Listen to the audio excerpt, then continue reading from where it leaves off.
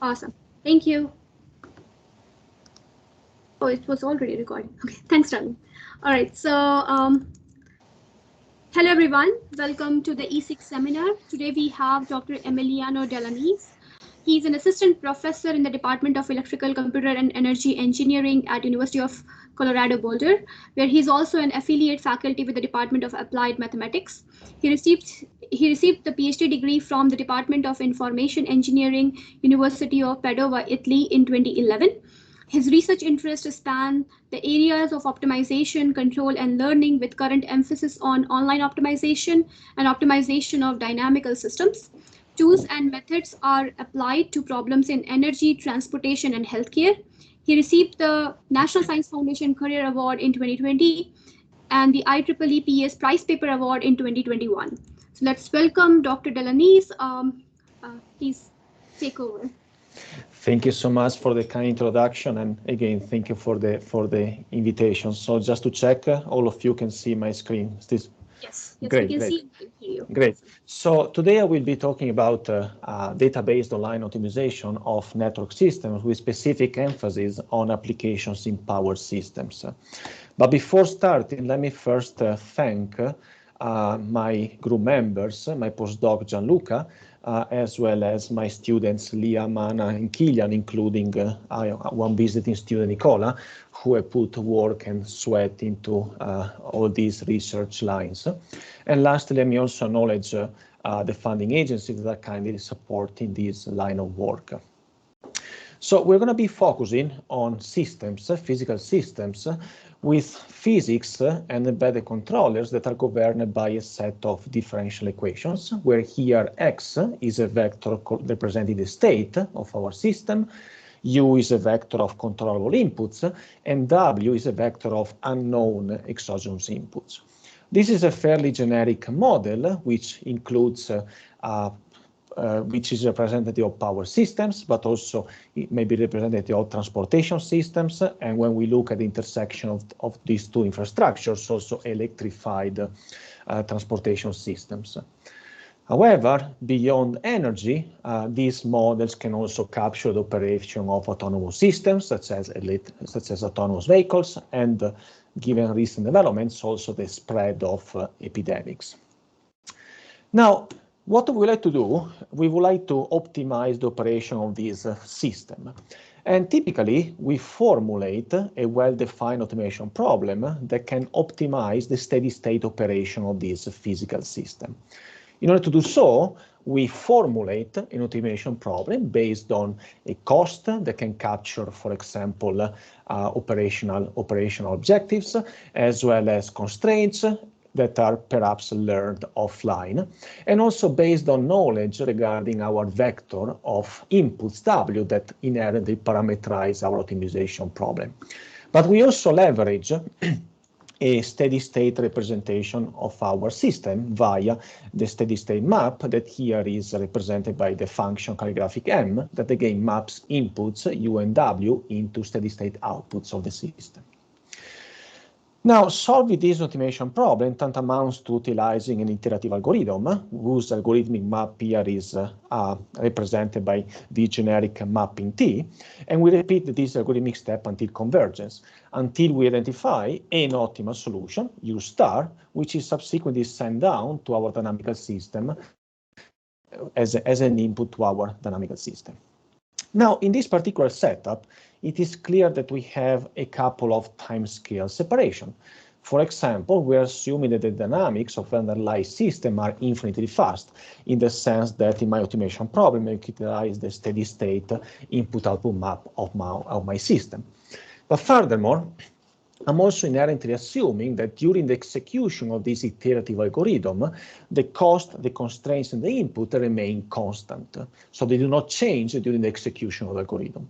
Further than that, I'm assuming that also the vector W is known and the cost is known. And if not, it is learned via an offline learning strategy.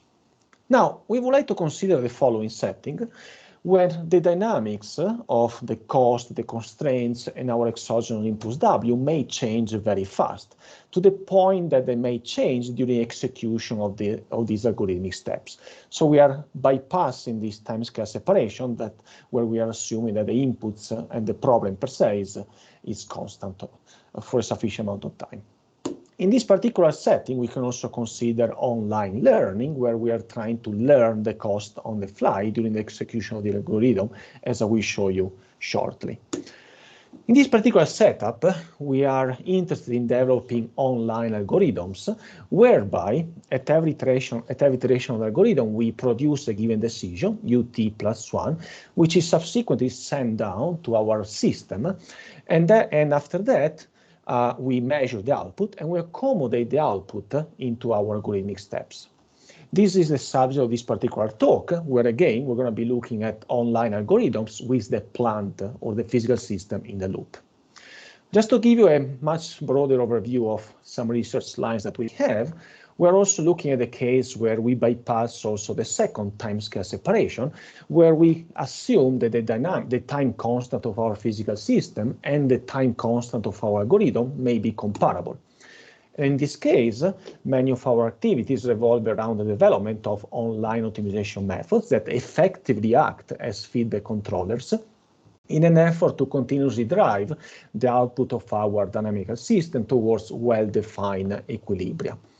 And in terms of results, we can look at results in terms of stability, practical stability, and ISS of the resultant closed-loop system. This is not part of this particular talk, but I will be happy to chat offline regarding this parallel set of activities. Now, let's delve into this concept of feedback-based online optimization. And let us consider again a given physical system or network systems with a given map M that maps inputs into steady-state outputs. We associate with this particular physical system a given time-varying optimization problem, where T hereafter will denote the temporal index, where delta is a given sampling interval that is application dependent. In the optimization problem, we consider a cost that is time varying that capture performance metrics associated with my input and performance metrics associated with my output. And we can also include, for example, constraints on my input, implicit constraints, and constraints on my output, y. Now, you can think, for example, of a quadratic function for the jt that is moving over time, shifting over time to reflect the time-varying performance objectives. And in terms of constraints, you can also think of a feasible region that may change over time. In the constraint of power systems, this feasible region changes over time, for example, to reflect different levels of power available from PV systems. Now, overall, this time-varying formulation will generate a set of optimal trajectories, UT star, which is nothing but all the optimal solution of my optimization problem at every time t. Now, just to reiterate, whenever we consider a batch optimization algorithm, we are sitting at a particular time t, and then we utilize this iterative method where k denotes the iteration index of the algorithm at time t, and we repeat this algorithm step until convergence in order to identify an optimal solution. And then you observe the new problem inputs, the new cost and constraints, and we again utilize an iterative method to identify a new optimal solution. Again, this is a batch setup, but we would like to move away from this particular batch setup, and we would like to synthesize online algorithms whereby at every point in time, I may perform only one or a few iterations of my algorithm, as opposed to running an algorithm to convergence. In this particular case, I'm running only one iteration per time step. And in doing so, I would like my algorithm to track an optimal solution trajectory, UT star, of my optimization problem. But further than that, I also would like to avoid knowledge of my input vector W. and I will explain why this is relevant in the power system context. But as a last point, I also would like to utilize algorithms that may rely on approximate knowledge of the cost. Why? Because, for example, the cost may reflect user preferences, which may not be known in advance, or may also reflect cases where I'm learning the models, the physical models, namely the map M, on the fly. Now, this is the goal for today's talk. Now, let me give you a couple of examples in the power system context. So let's start from a demand response setup, whereby we have, for example, a a neighborhood, and this neighborhood these houses are connected to the same point of common coupling. In this particular setup, we would like this set of houses to collectively behave as a community and provide services to the grid.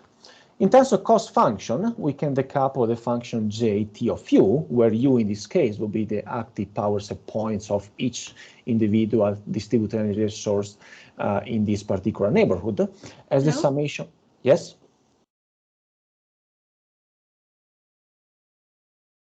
Yes?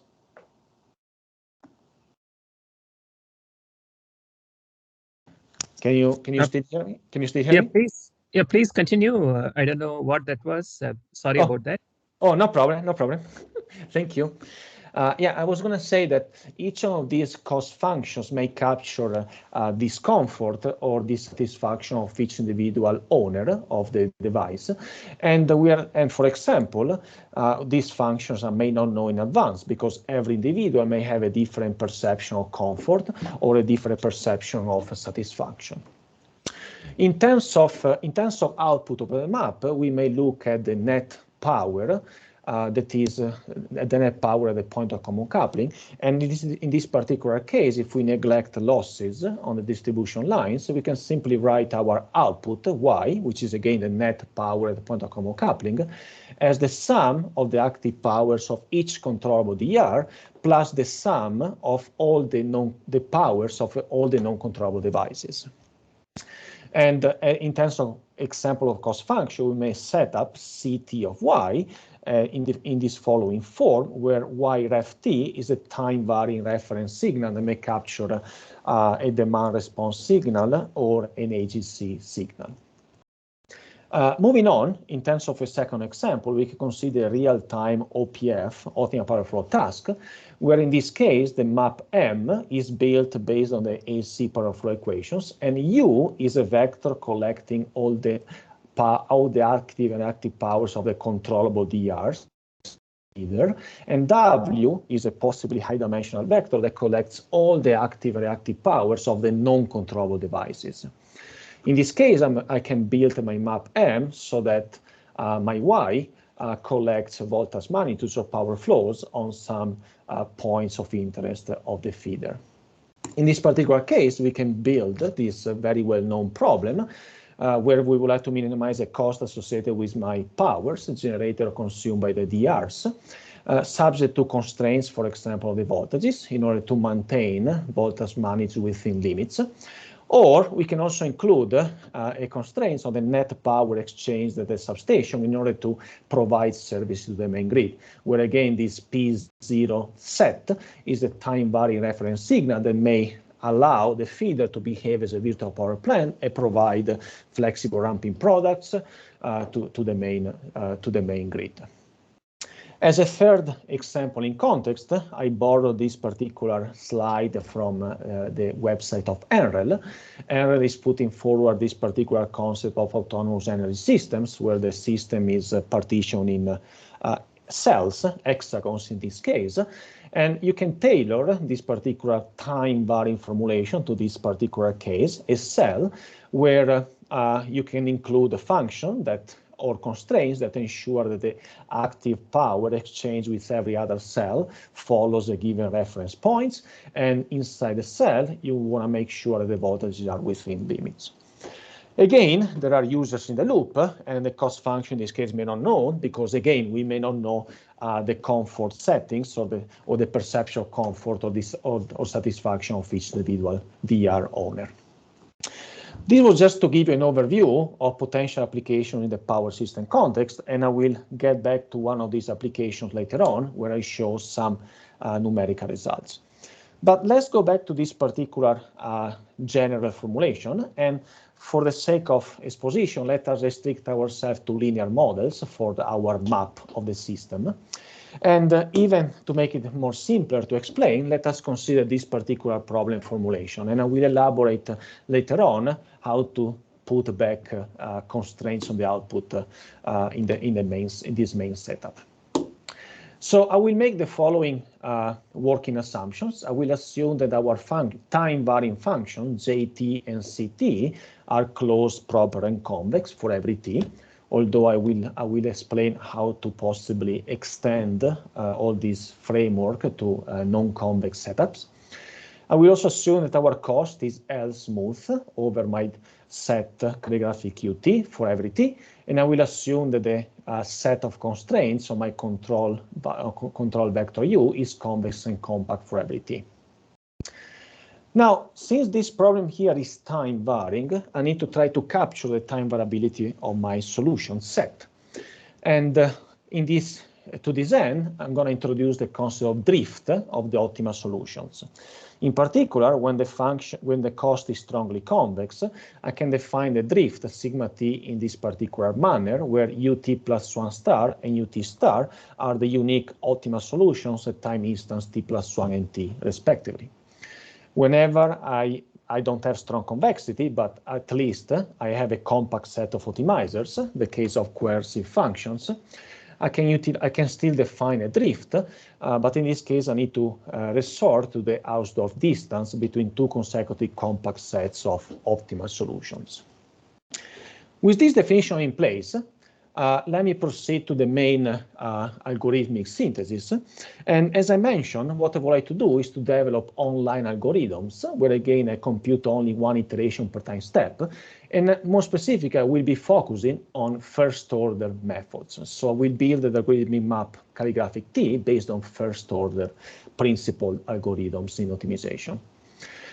But before looking at the synthesis of the algorithm, let me show you that even in the very simple case where the cost function is smooth and strongly convex, it is not so trivial to develop and analyze online algorithms. Let me show you why. In this plot here on the lower left, I'm showing you the convergence characteristics in terms of suboptimality of the objective function of some very well-known first-order methods as a function of the iteration index. In this case, I'm assuming that the problem is static, and therefore at every time step I perform one time step corresponds to one iteration of algorithm. And this convergence behavior is very well known. For example, it is very well known that this is a very well-known behavior of the heavy ball method. Now, when I go to a setting where the cost is constant, to a setting where the cost is time varying, I obtain a totally different behavior. For example, the heavy ball, which exhibits this nice behavior, may actually diverge in an online setting. The gradient descent, which is the worst performing algorithm in a batch setting, is actually the best performing algorithm for this particular example. So this is just to highlight that when it comes to run online algorithms, the convergence analysis need to be revisited, and more specifically, the convergence rates of all these methods needs to be revisited. Now, given our cost, in this particular talk, I'm going to be considering online projecting gradient method, where my algorithmic map T is synthesized in this particular manner, where this denotes the projection onto the convex set UT. And then I have a typical gradient step, where again, this denotes the gradient of the function JT, and this one is the gradient of the function associated with my output. Now here you see that in order for me to evaluate the gradient of the function Ct, I need to know precisely the map of my system. The map that is nothing but Gu plus HWT. And more specifically, I need to know also the vector of the vector WT, which I was assuming it was unknown. This is particularly problematic in power systems because, for example, in the application that I showed you, WT may be a high-dimensional vector that collects all the active and reactive powers of uncontrollable devices.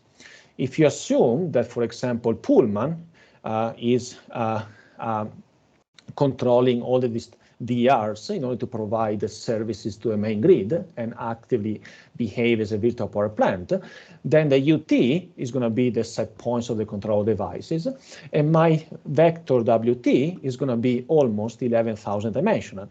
Why? Because in Pullman there are approximately 11,000 households, and every house has a number of uncontrollable devices.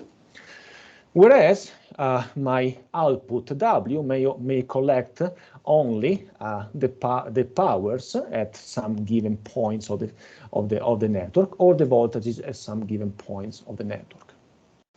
So given this observation, the idea is to replace this algebraic model for the system with measurements, thus coming up with a closed loop system where I perform one algorithmic update, I send down my set point to the systems, and then I just measure the output and I accommodate the output of the system in my algorithmic update.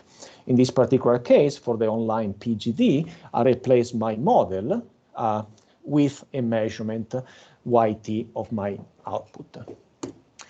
Now, I'm also assuming in this particular case that I may run this online PGD with an inexact knowledge of my cost function JT. Why? Because, for example, I don't know this function JT in advance, and I may want to use, for example, zero-order methods. However, zero-order methods are utilized when I have access to function evaluations at every iteration of the algorithm.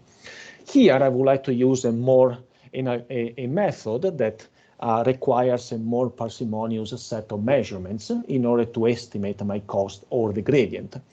And in this case, Gaussian processes and tools such as strong convergent regression may come very handy. Why? Let us suppose, for example, that the function JT captures the discomfort or the dissatisfaction of a user. So I can expect a user to give me ratings that represent their dissatisfaction or their discomfort only once in a while. I cannot expect a user to push a button on the cell phone or on the thermostat every second, right? So we are assuming that in this setup, we can have a user in the loop, and the user is going to give us noise, possibly noisy function evaluations every once so often. So every hour, every couple of hours, and so forth. So based on these observations or function evaluations, we would like to utilize Gaussian processes to learn or estimate the function JT, and therefore the gradient, in an online fashion, concurrently with the execution of this online algorithm. And in this particular case, we can use Gaussian processes to estimate JT based on the posterior mean or an upper confidence bound strategy. To give an example, when I utilize the Gaussian processes, if you give me a set of function evaluations ZT that corresponds to given set points U tau, then I can show that the function J, condition on my data points UT ZT, is again a Gaussian process with a mean and variance that can be computed in this particular manner, where K, capital K, is a matrix of built based on a specific kernel, and the vector small k represent the cross covariances between the measuring points and a new point U, where I'm trying to extrapolate the functional value. Here, mu t, again, is the posterior mean, and this one is the posterior variance. Now, we can utilize, for example, the posterior mean as a surrogate for my cost function JT in order to promote exploitation in the algorithmic step. However, if I want to promote exploration, namely I want to also try to explore points where the function is not known precisely, I can utilize this particular function where I have a combination of the posterior mean and the posterior variance. Let me give you one example. In this case, I'm considering the case where the ground truth, the true function jt, is quadratic, and in this particular case is color-coded in green. And here I'm plotting the posterior mean, color-coded in blue, and the posterior 3 sigma variance in blue, in shaded blue, only when I have access to only 2 function evaluations that occur here at the red circles. So in this case, you see that the estimate of the function is pretty bad, but as time goes by and I collect more and more samples of my function, I can readily estimate the function better and better. And in this particular case, when I'm able to collect 18 function evaluations, I'm able to capture very nicely the curvature of the function very close to the minimum. Now, this is just an example of how Gaussian processes may work concurrently with the operation of the online algorithm, thus ending up with this particular closed loop system where not only I have the plant in the loop that generates measurements for me that are eventually embedded in the algorithmic step, but also we have user in the loop that allow us to estimate on the fly the cost function. Now, since this is a closed loop system with a number of moving pieces, we would like to analyze the behavior of this algorithm. And to this end, let me add a couple of additional assumptions. So let me denote with capital FT the overall cost function based on my algebraic model of the system.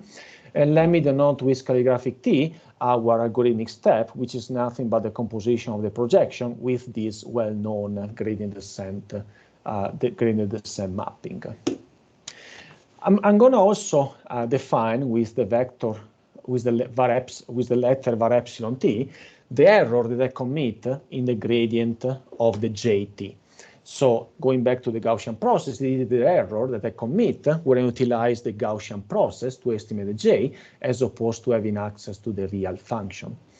And I'm denoting with the letter ct the error that I commit in evaluation of the gradient of the function ct. This may be due to measurement errors when I measure the output of the system.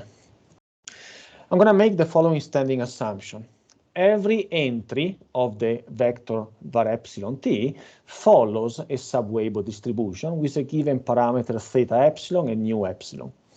If sub-Weibull is actually a class of distributions for which this particular condition here is satisfied, whereby my theta epsilon captures the rate of decay of the tail, and my nu epsilon is a proxy variance, so it's going to tell me what is the width of the PDF. We utilize this particular model for a number of reasons. First of all, because it's very general, and in fact, the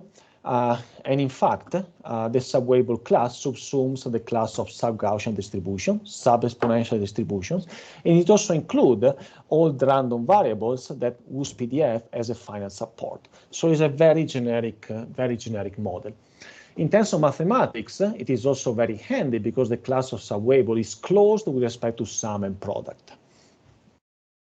I'm also going to assume that each entry of the error that I commit in the gradient of C also follows a sub-Weibull distribution with 2 given parameters, theta xc and nu xc. Now, this fits very well our setup, because if I utilize a GP regression to estimate the function jt, then our assumption is satisfied. And further than that, if I assume that both of them are sub-Weibull, also the aggregate error ET, which is given by var epsilon t plus xt, is also sub-Weibull. And further than that, the norm of this vector ET follows a sub-Weibull distribution, where I can compute precisely the coefficient for the decay rate of the tail, and also I can compute precisely the proxy variance. From now on, I'm going to define with theta the maximum of theta epsilon theta xc for simplicity. I'm also going to denote with nu t the proxy variance of this random variable here. Now, with these assumptions in place, I'm also going to add a couple of considerations on the gradients on the approximate gradients that my algorithm is utilizing. And more specifically, I'm going to be assuming that on average, the negative direction of my approximate gradient is a sufficient descent direction. Namely that on average, I'm still able to have a sufficient descent in my algorithmic step. This is just a technical assumption that allows us to not to have algorithms that may diverge with non-zero probability. Now I'm gonna consider as a first case the case where the overall algorithmic map is contractive. And in this particular case, we have the following result. If you assume that our cost function is strongly convex, uniform in time, and we let the step size be selected in this particular way, and we further assume that UT is the sequence generated by our online algorithm with the embedded learning in the loop, then we have the following first result. The expected value of the difference between the iterate UT plus 1 generated by my algorithm and the optimal solution of my optimization problem time t plus 1 is bounded by this particular term, whereby I have a first term that is vanishing as t goes to infinity, and I have a second term that is going to represent an asymptotic error. Now, since I have a contractive step, these row i's are strictly less than 1, and this explains why the first term is going to vanish.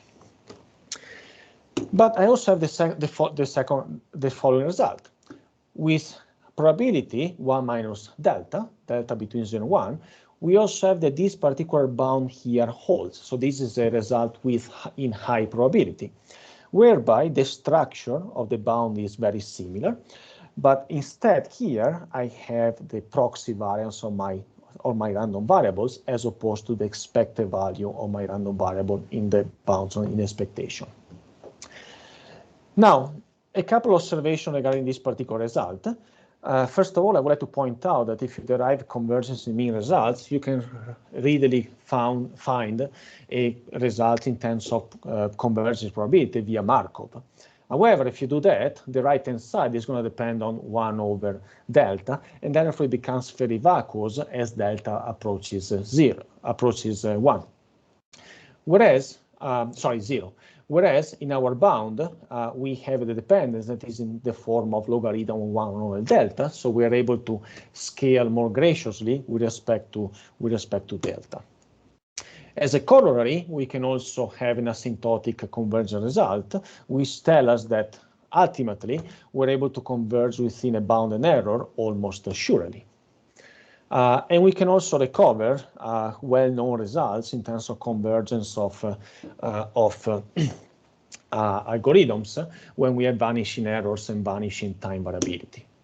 And lastly, we can also find similar results whenever the function satisfies something called Polyaklik-Kuznets condition, which also applies to a class of non-convex problems.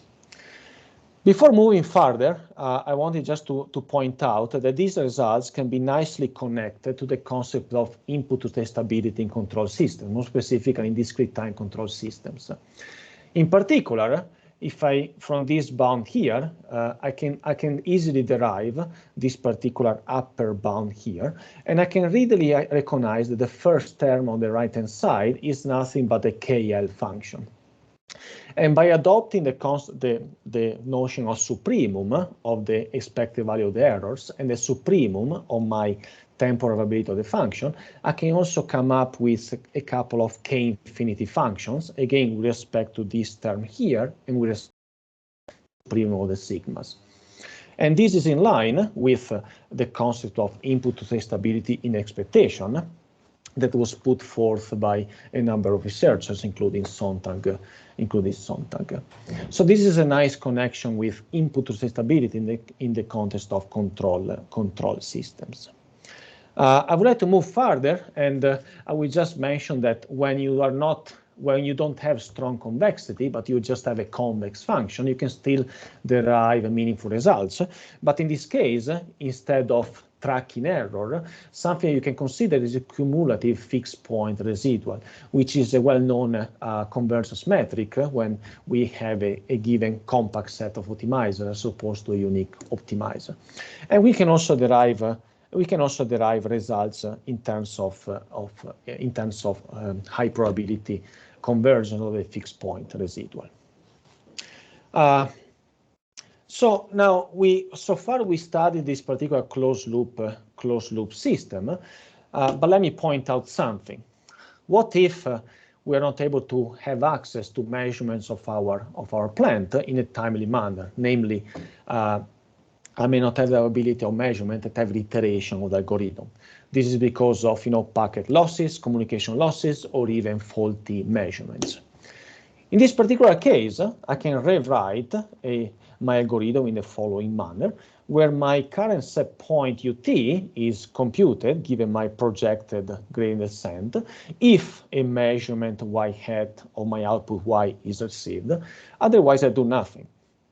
Well, not really nothing. I still do a projection onto the current feasible set. So in the power system context, if, for example, the power available from a PV changes, I still need to project my power set point into a new feasible region. Now we would like to analyze the behavior of this algorithm in view of possibly missing measurements. In order to do that, let me rewrite the algorithm in this following manner, where V is nothing but a 0-1 binary random variable that again takes the value 1 if a measurement y hat is received, and takes the value 0 if it is not received. And this particular formulation of the algorithm will become very handy in the analysis. Now, let me assume that Vt is a Bernoulli random variable with a given parameter p between 0 and 1, and the random variables Vt are IID. Well, we have the following intermediate result. First of all, I would like to analyze this particular term here, where calligraphic gamma t is nothing but captures basically the sum of my Bernoulli random variable. So it's going to capture how many measurements I received up to time t. So a key lemma is that this particular term here behaves as a sub-Weibull random variable with a given decay rate and a given proxy variance that we can characterize analytically. And this particular intermediate result will give us the opportunity to derive the following convergence claims, again in probability and in expectation. So let me state the first result. So let us assume again that our function is strongly convex, but we may have again missing measurements, and again the probability, we have a given probability of receiving a packet that is captured by this Bernoulli random variable. And let us assume that ut is a sequence generated by our algorithm. Then we can still have a convergence in mean that has the following bound. That, as you can see in the right-hand side, we still have a term that will vanish over time, and a term that depends on the error that we commit in the gradient, the time variability of the problem, and the probability of receiving a packet. But in this case, our contraction coefficient Ct is dependent on our Bernoulli parameter p. This tells you that basically whenever you don't receive a packet, you don't have a contractive step of the algorithm. You just have a non-expansive step of the algorithm via the projection operator. And we have a similar result in high probability, in the sense that we have that the distance between, again, an optimal solution at time t, and so this should be a nu, is bounded by a term again that decreases over time. So this a will go to 0 as t goes to infinity, and here we have again a term that will dictate the steady state error, namely the trajectory of our error is going to be ultimately bounded in high probability. So this wants to capture to capture the case of infrequent updates that may arise whenever we are missing measurements, and again, whenever we are learning the cost on the fly. I would like to move to a couple of numerical results, but before doing that, let me also, as I promised, let me also point out how to go from a problem without constraints on the output to a case where we have constraints on the outputs. In this case, we can simply use a non-line projected primal dual method as opposed to a non-line projected gradient descent. And the technical findings are pretty much the same, so long as we utilize a regularized Lagrangian, namely, whenever we take the standard Lagrangian calligraphic LT and we add a quadratic term associated with the dual variables lambda, which are associated with this constraint on the problem output. The reason why we add this Tikhonov term regularization is to make sure that the Lagrangian is strongly concave in the dual variables, and this facilitates the derivation of strong convergence claims similar to the one that I showed before. Unfortunately, when we add the regularization, we are also perturbing the set of optimal solutions, but fortunately there are well-established results that show you the distance between the saddle point of the regular Lagrangian and optimal solutions of the original problem. So this was just to point out that the very same results can be applicable to constraint problems whenever we consider a regularized Lagrangian. Going to a couple of application examples, I want to first consider a simple example where we are assuming that we have a linear model for our network map.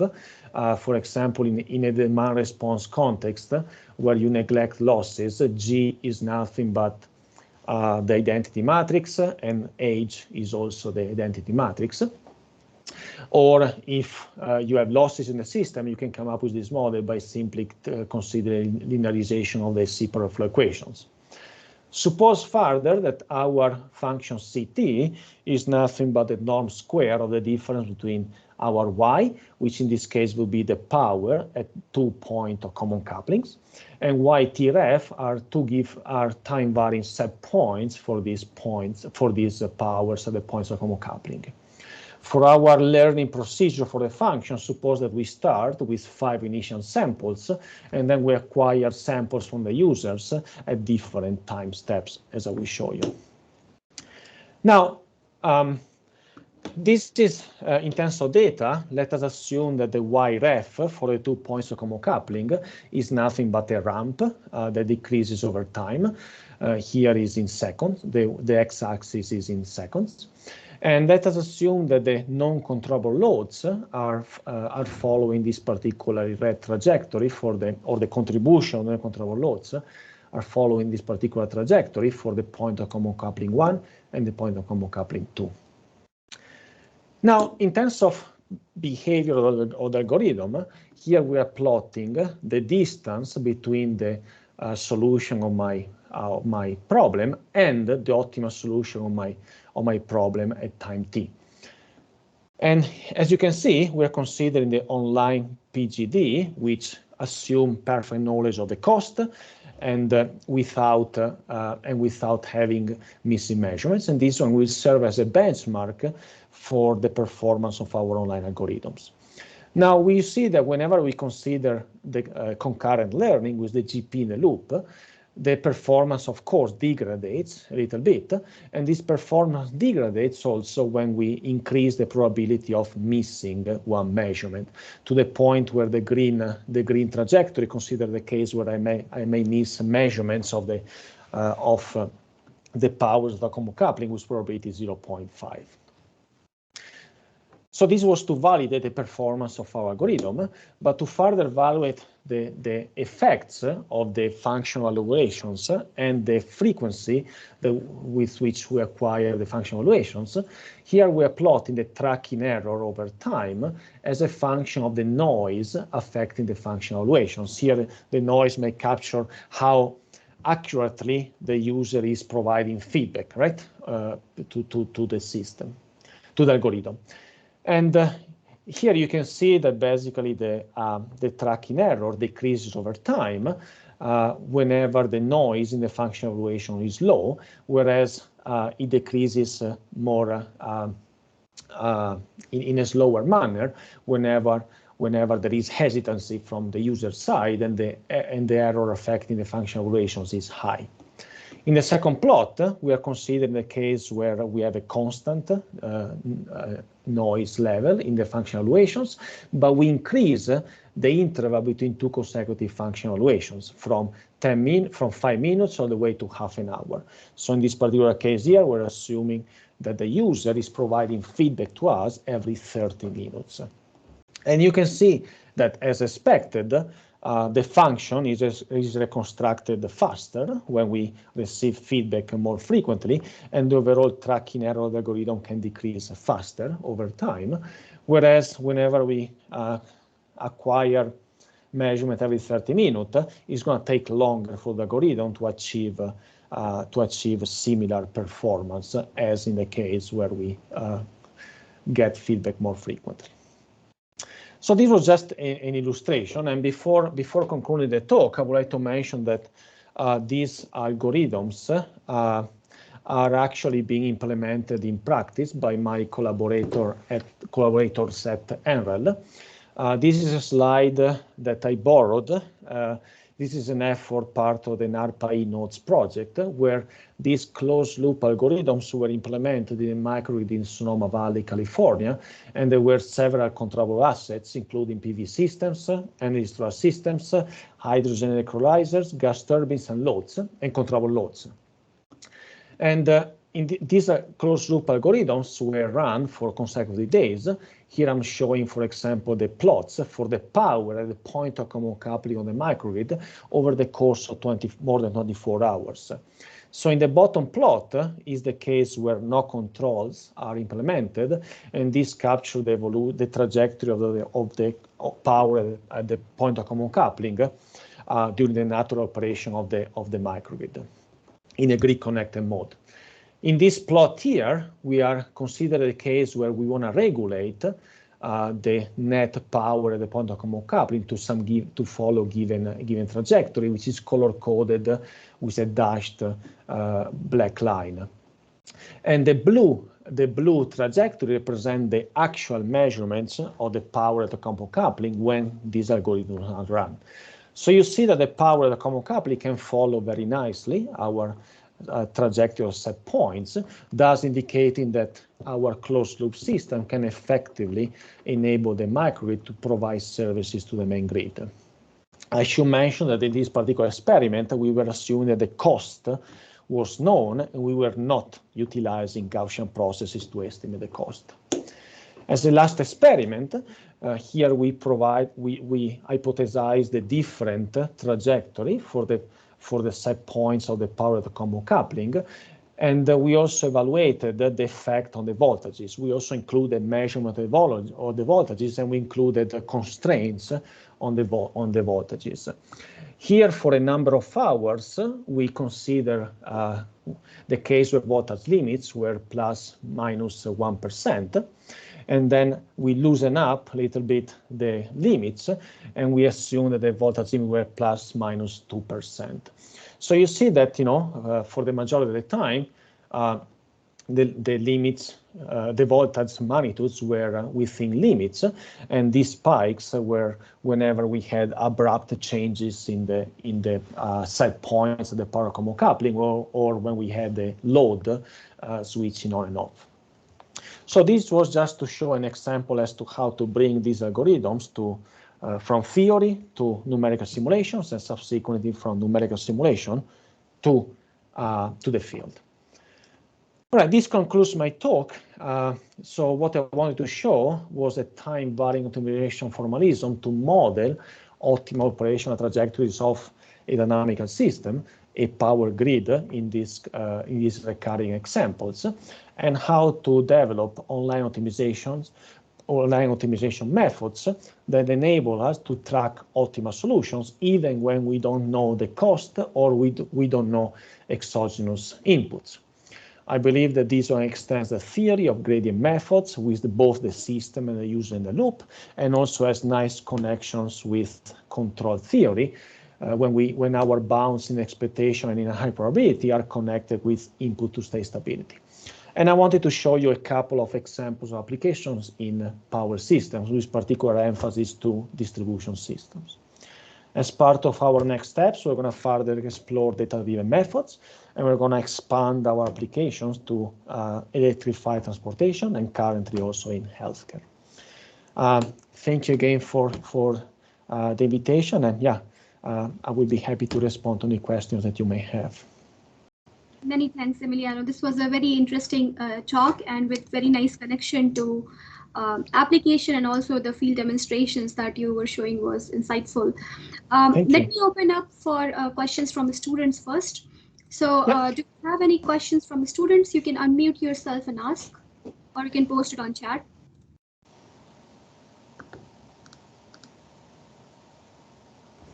Okay, so while we are getting those questions, let me start with some question from my end.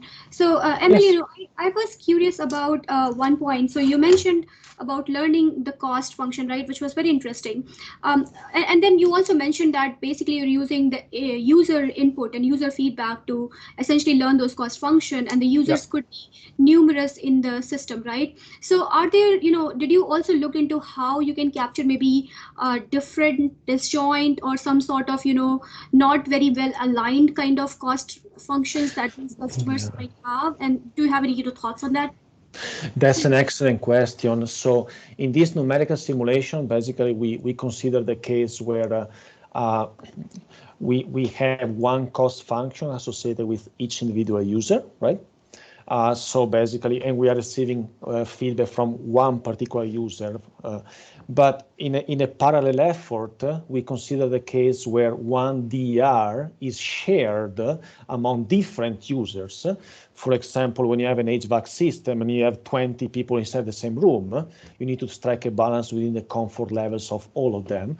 And in this case, we consider a different algorithm where we also add a consensus piece where we learn the cost function of each individual user, but we enable consensus on the set point of the particular DR.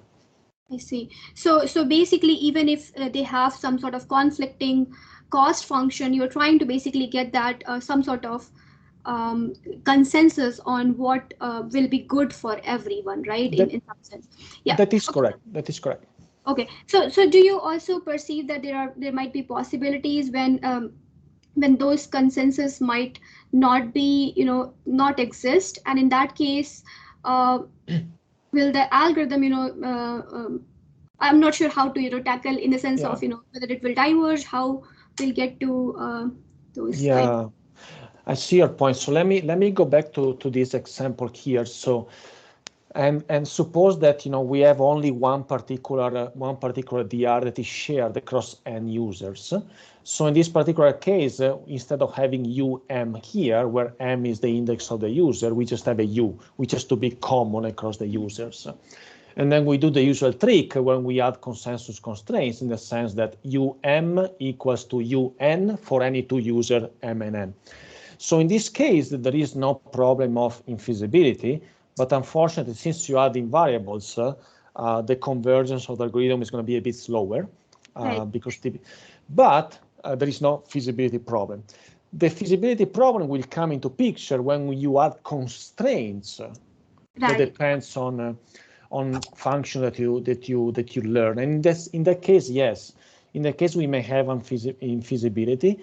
And we need to put a carpet assumption that the set of people sharing a device will have at least one set point that is valid for all of them.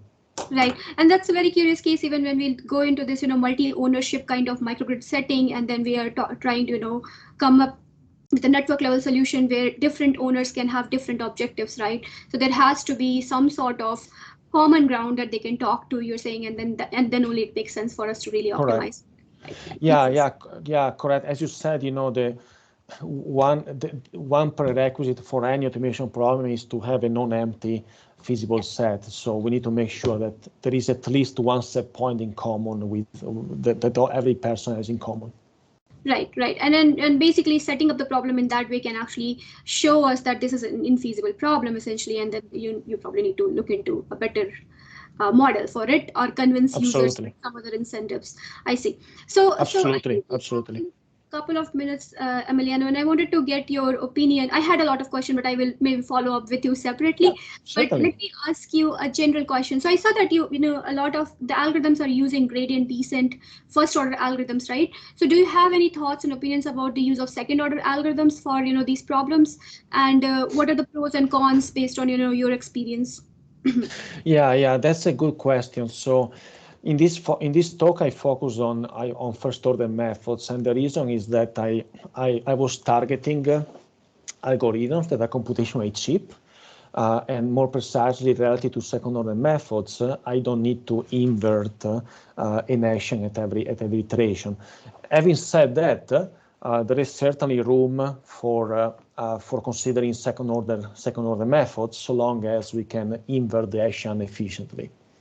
Or we can rely on, for example, approximation of the Hessian.